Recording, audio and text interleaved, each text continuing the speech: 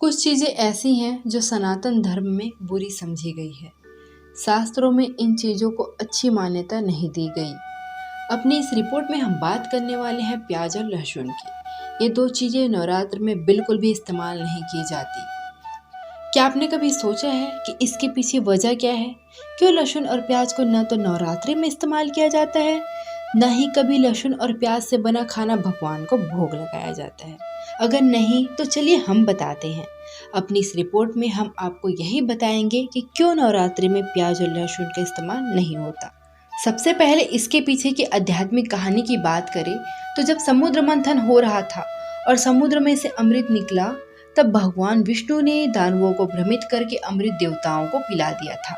उस दौरान भगवान विष्णु, जो कि मोहिनी रूप में थे, उनसे एक बड़ी गलती हो गई। दरअसल भगवान विष्णु ने राहु और केतु को देवता समझकर उन्हें अमृत की बूंदें पिला दी थी, जिसके बाद फौरन सूर्य और चंद्रमा ने भगवान विष्णु से कहा कि प्रभु, ये दोनों दानव हैं और आपने इन्हें अमृत की बूंदें पिला दी है। ये बात सुनते ही भगवान विष्णु जी ने फौरन राहु और केतु का गला काट दिया ताकि अमृत की बूंदें उनके गले के नीचे ना उतरे। लेकिन तब तक अमृत की बूंदें उन दोनों के गले के नीचे उतर गई थी और जब उन दोनों की गर्दन कटकर नीचे गिर रही थी, तब उनके गर्दन से अमृत की कुछ बूंदें उनके खून के साथ मिलकर धरती पर टपकी और वहां से प्याज और लहसुन उपजे। जी हाँ, ये कहानी पुराणों में भी बताई गई है।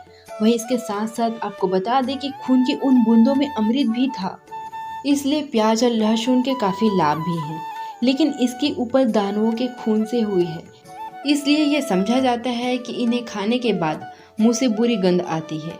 वही अब अगर वैज्ञानिक पहलू की बात की जाए तो आयुर्वेद के अनुसार खाद्य पदार्थों को 3 भागों में बांटा गया है: सात्विक, तामसिक और राजसिक। ये तो आप जानते ही होंगे कि सात्विक भोजन में शांति, संयम और पवित्रता जैसे भावनाओं को बढ़ाने की शक्ति है। राजसिक भोजन में खुशी जैसे भावनाओं को उत्पन्न करने की ताकत है, तो वही तामसिक भोजन में क्रोध, जुनून, अहंकार, विनाश जैसे भावनाओं को उत्पन्न करता है। प्याज और लहसुन को तामसिक के रूप में वर्गीकृत किया है। प्याज और लहसुन इंसान के शरीर में सबसे निचले दर्जे की भावनाओं को उत्पन्न करते हैं, उन्हें बढ़ावा देते हैं, जैसे जुनून, उत्तेजना, अज्ञानता आदि। इसलिए आयुर्वेद के हिसाब से भी प्याज और लहसुन तामसिक भोजन है और तामसिक भोजन व्रत में उपयोग नहीं किए जाते। लिहाजा आध्यात्मिक और वैज्ञानिक दोनों ही पहलू से प्याज और लहसुन कई रूपों में ठीक नहीं है। इसलिए पौराणिक काल से ही ब्राह्मण प्याज और लहसुन का इस्तेमाल कभी नहीं करते। कुछ ब्राह्मण तो ऐसे भी हैं जिन्हें ये भी नहीं पता कि प्याज और लहसुन का स्वाद क्या होता है। आपको जानकारी दे दें कि सनातन धर्म में ही नहीं बल्कि जापान और चाइना में एक वर्ग के ऐसे भी लोग हैं जो प्याज और लहसुन से परहेज करते हैं। इसलिए प्याज और लहसुन को नवरात्रि के व्रत में भी इस्तेमाल नहीं किया जाता। आशा करती हूँ कि हमारे इस रिपोर्ट से आपके मन में प्याज और लहसुन का इस्तेमाल न करने को लेकर जितने भी सवाल होंगे उसका जवाब आपको मिल गया होगा। शुक्रिया।